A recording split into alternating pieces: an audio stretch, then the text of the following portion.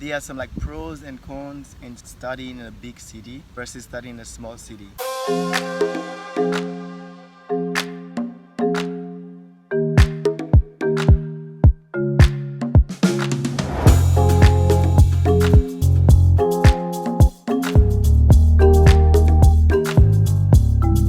Hey guys, so today I want to talk about how to study in Germany. 5 simple steps before planning your whole process to study in Germany. What are the things to consider? How do you begin? What do you need to know? The first step that I always tell people before you begin is university entrance qualification. That simply means, do you have the right qualification to study in a German university? It depends on what you want to study or at what level you want to study, at the bachelor's level or the master's level. PhD is something completely different. So we're focusing studying at the bachelor's level or the master's degree level. If you want to study at the master's degree level, it's much easier because if you already have a bachelor's degree from your home country, it will be accepted 100% in Germany. Besides bachelor's degree, there are people who have different, like there are other sorts of degree. They are not necessarily a bachelor's degree, but they are also not like a secondary school qualification. But you have to check that.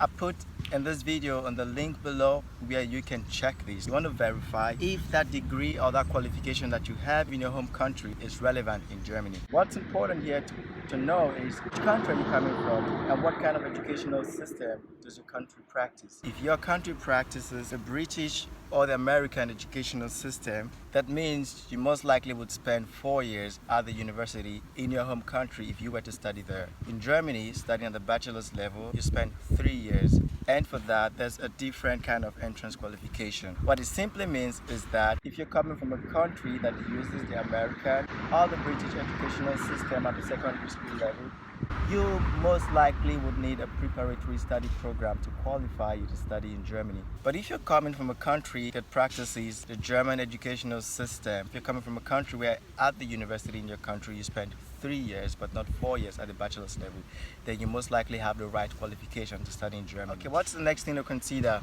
What course to study? You need to think about it. What do you want to study? What course do you want to study? The name of that course, as you know it, wherever you're coming from, might be different to what is described here in Germany or how it is called in Germany. What are the content of that particular course? What is the scope of the course? I've done a video on that. What I shared is that you need to think into the future. What do you want to do at the end of your studies? You understand that and then you're good. So you have one major course and then you have other alternatives. And the next thing that you want to think about is which university do you want to study in?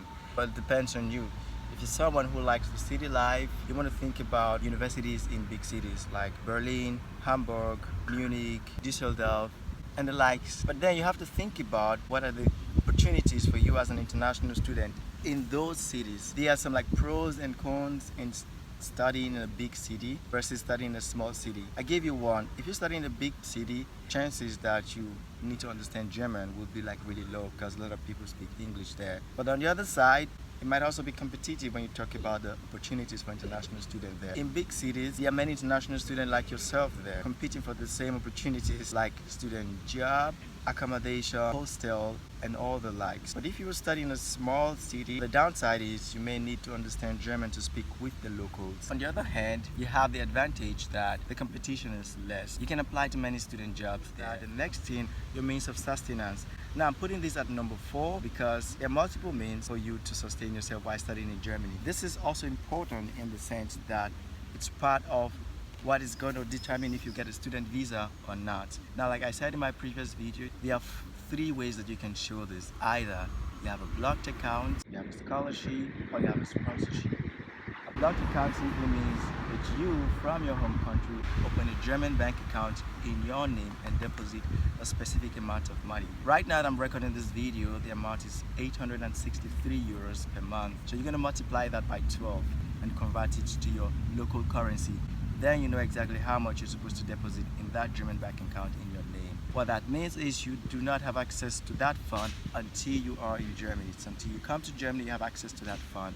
And you will be allocated, or you can withdraw up to a maximum amount of 863 euros per month. So this is to ensure that you have enough means to sustain yourself.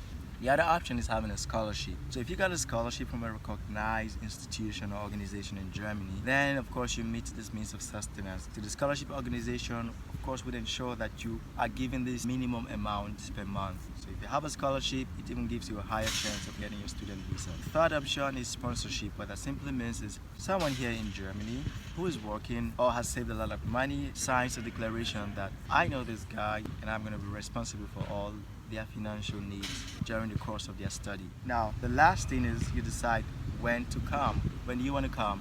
You want to come in the summer semester or you want to come in the winter semester? For someone that is coming from a tropical place, maybe it's better to come during the summer semester, so you like come in and then slowly, nicely transition into winter, which is like really cold, But you cannot really determine this. This also depends on what you want to study and when that study program is made available.